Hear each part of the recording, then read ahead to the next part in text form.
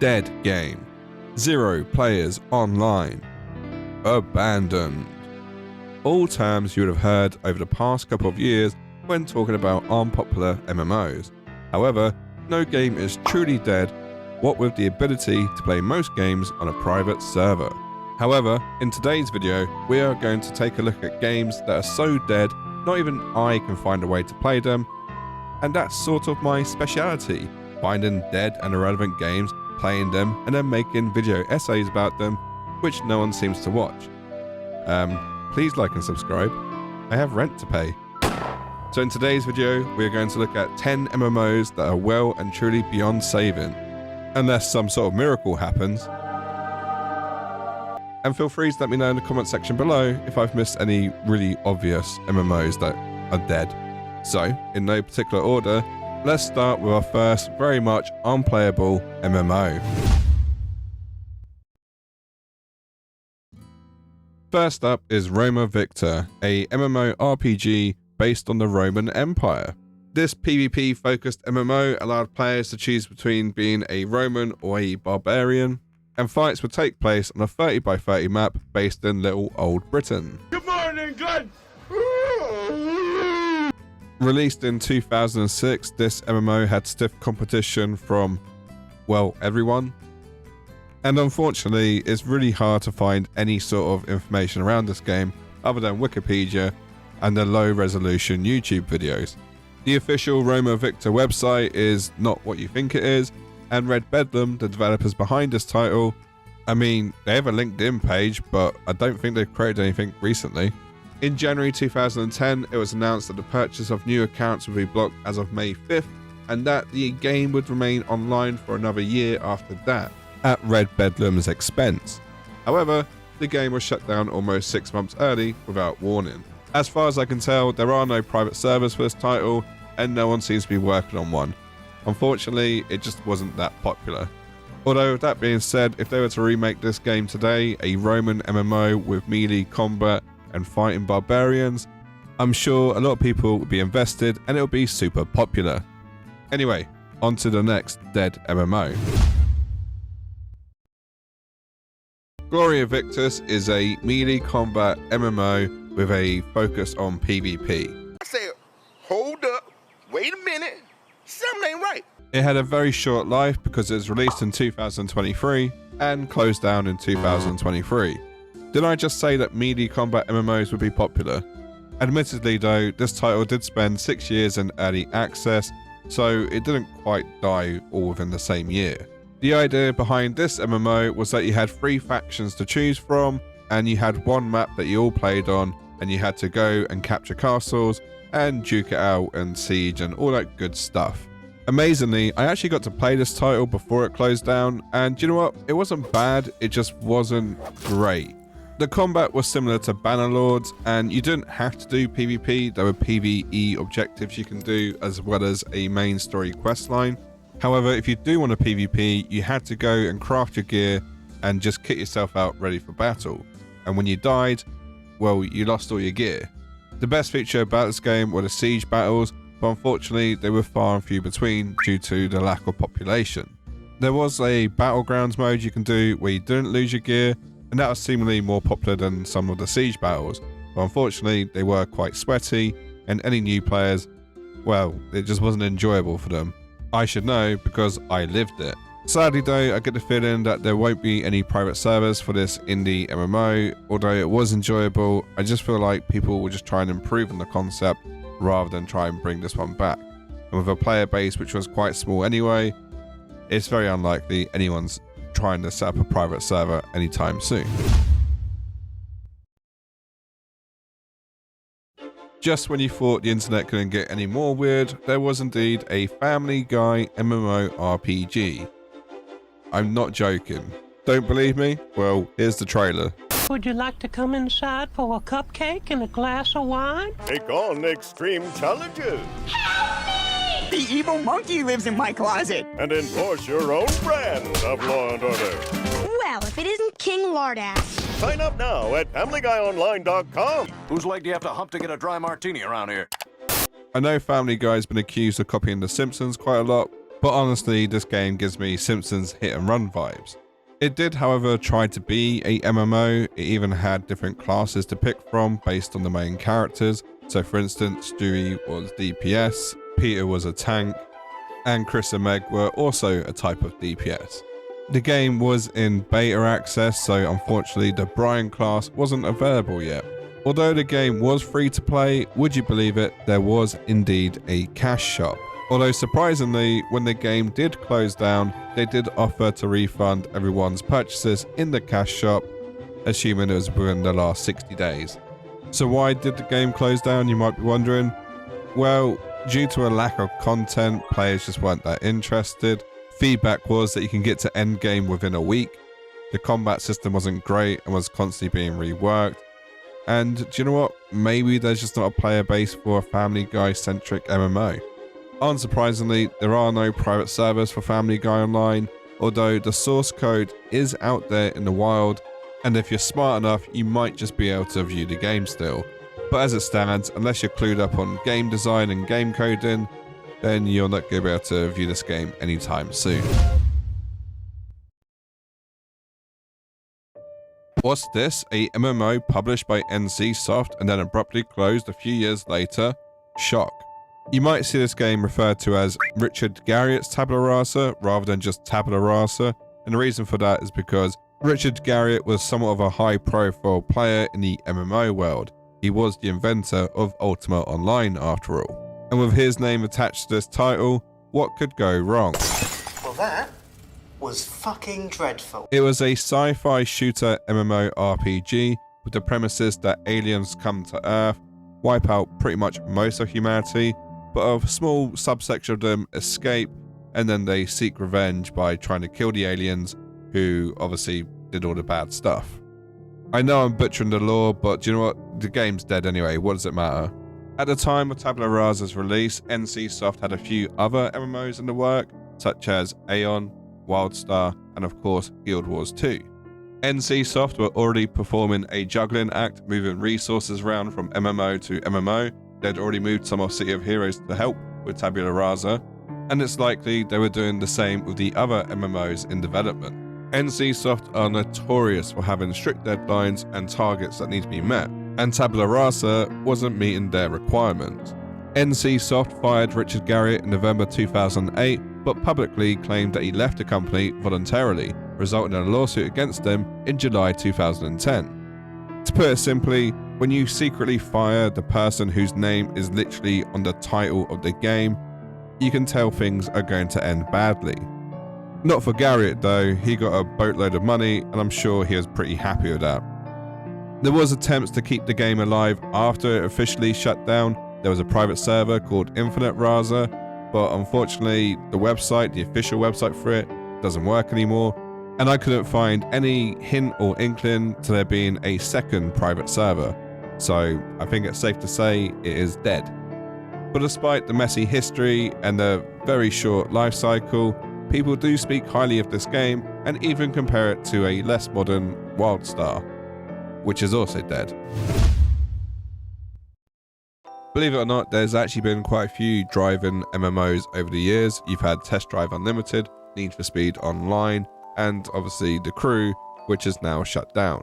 Released in 2014, this game has been going for quite some time, but unfortunately it suffered from one fatal decision, which was to be online only, a live service game. And Ubisoft, the developers behind this, decided to cut all ties with its online part of this game, which basically renders it useless. Ubisoft has since learned from its mistakes with The Crew 2 and The Crew Motorfest having a offline mode, but the original one, well, you can always use it as a coaster, I guess. But what makes The Crew so special was that it was the catalyst which started the Stop Killing Games movement, which is a consumer movement and campaign that aims to prevent video game publishers from making games unplayable by pulling online support, effectively destroying the games as purchased goods. There was even a class action lawsuit against Ubisoft in the United States. The lawsuit claimed consumers were misled into believing they owned the game data either physically on a disc or via digitally downloaded files. Instead, the data was stored on a remote server that the physical and digital copies of the game provided access to. Essentially, they bought a key, a license to a game, as opposed to a physical copy. I don't think Ubisoft realised what they'll be starting when they decided to close down this 10-year-old MMO.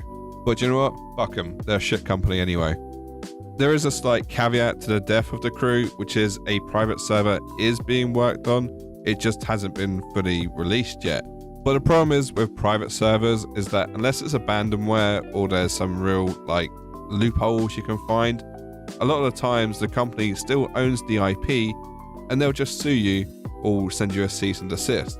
So as to how long the private servers will stay up for, I'm just not too confident it'll be too long at all, especially considering they got sued over this game.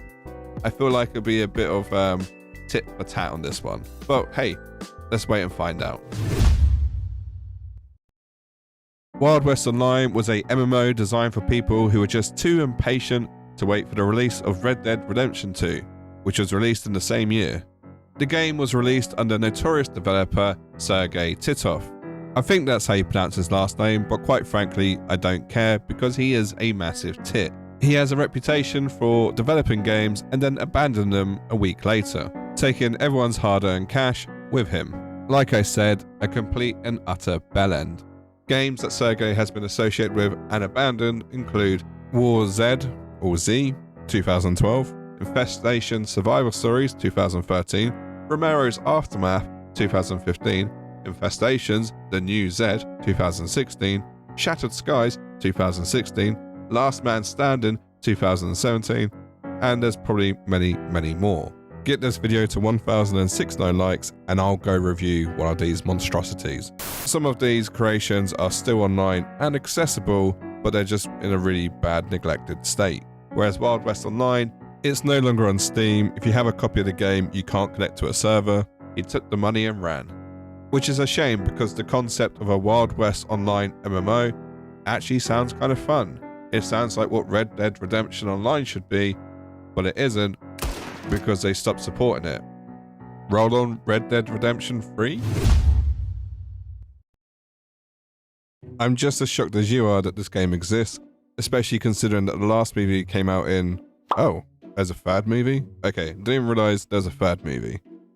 But yeah, somehow this movie franchise got a whole MMO dedicated to it many years later. And would you believe it, it was web-based and didn't look too bad. Like, there have been some hideous movie adaptations, but this one actually looks like a fairly okay ARPG. It was based around the same time as the original Mummy movie, and players had the option to create a character and choose between two factions, the Raiders and the non-Raiders. It was an open world with tombs that players could go investigate, and believe it or not, there was even PvP. However, from what I've seen on the reviews, there was no social aspect to this game simply because no one was playing it. It's hard to be a successful MMO when you don't even get people playing your game. I'll be completely honest, I can't even find a news article saying as to why the game closed down. I'm assuming the fact that no one's ever heard of it is probably a good reason. Big Point were the developers behind this title, and they're still going strong with a whole list of different games which all have a very similar feel about them. Let's be honest, no one ever knew this game existed and no one cared that it died. In it goes into a tomb never to be opened again, otherwise you'll be cursed with a really bad game. Sociolotron, I believe that's how it's pronounced, was a game I covered off recently under one of my most disturbing MMO videos. Shameless plug, I'll put a link in the top right, please click it because it did really bad when it came to getting any views whatsoever. But I digress. This might be the very first occurrence of a game dying because the owner of the game passed away. Patrick Lagney was the sole developer and creator behind Sociolotron, and when he passed away, the game went with him. The website to sign up no longer works, and you can't create a new account, you can't go to the servers, it is inaccessible. The game, dubbed the Sex MMO by some, was a sandbox, open world, PvP, random assortment, is all I can really say. You had the ability to basically do and be anything. You had different professions from blacksmith to, well, prostitute. And with that, you had PvP in the sense of you could obviously fight people, or make sweet love to them, with or without consent sometimes. The issue with a game like Sociolotron is that it lets you do anything. Don't get me wrong, the pixels are so pixelated that you can't really see what's going on, and it's very inoffensive, but it's the thought and mindset behind it. To some, it's just a game and harmless fun, but to others, they see it as a moral outrage, and probably rightly so. But then you have games like Grand Theft Auto, where you can quite literally get a prostitute, make love to her, and then shoot her afterwards so you can get your money back, which is quite frankly outrageous. I didn't even know you could do that in real life. And because of GTA, I've now saved hundreds and hundreds of pounds. No, just me. Anyway, moving on. Crowfall joins the long list of failed MMOs that had a successful Kickstarter campaign. With an initial goal of 800,000, they achieved this in less than 72 hours and went on to secure $1 million. It's currently the number 18 most funded Kickstarter video game in the history of Kickstarter. Development started in 2015, with the Kickstarter being funded in the same year. By 2020, the game released a beta, and by 2021, it was fully released. And somehow, 1 year later, it had closed down and shut its doors forever. Many people went on to praise the game. They enjoyed the PvP, they enjoyed the combat, but one of the problems was the actual mechanics around the game itself.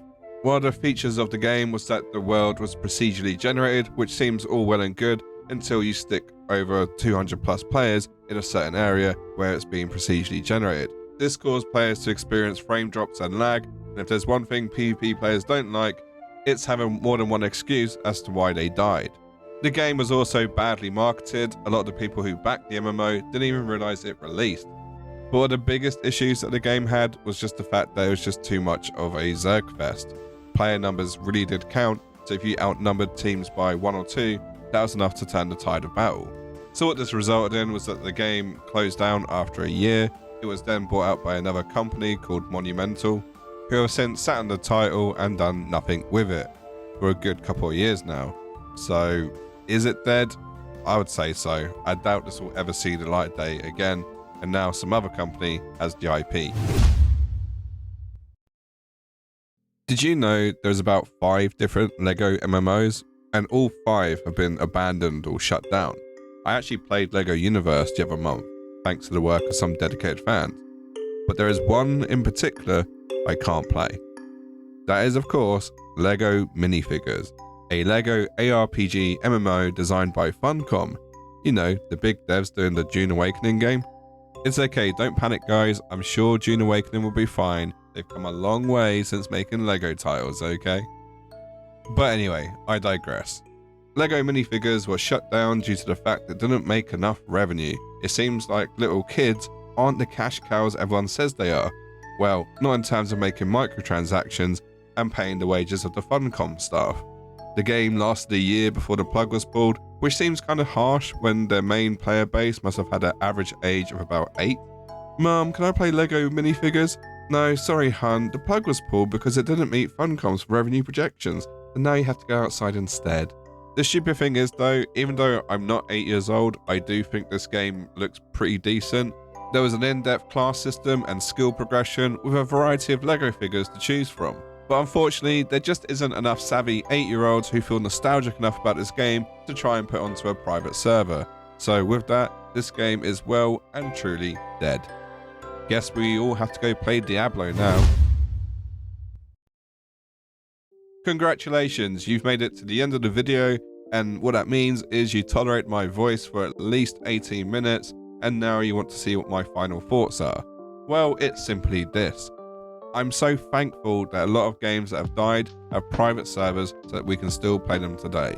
Even the janky games that die, I still want to play them just to see what they were all about. I didn't have that nostalgia growing up because I was too busy being cool and playing Counter-Strike and Command & Conquer Red Alert 2, Yuri's Revenge. But what I find quite surprising is that even the older titles, sometimes the data is lost and they can't be backwards engineered, just like the newer titles are too technologically advanced that they can't be put onto a private server. I feel like there's a Goldilocks of MMOs out there which will forever be about, where some of the more older and newer ones have that potential to be lost forever. But anyway, on that bombshell, I'm going to end the video there. If you do think I missed off any MMOs that are well and truly dead and don't have private servers, comment below. I'd like to know which ones I missed. I promise you, there's more private servers out there than you actually realise. And hey, feel free to suggest any MMOs that are technically dead, which I should probably check out. And if you do want to check out more of my content, feel free to subscribe. And a massive thank you to my Patreon and YouTube members. Just a reminder as well, if you are a Patreon member, this video is available for you to watch ad-free on my Patreon site. Isn't that something? Anyway, that's enough from me. Catch you in the next one. Bye-bye for now.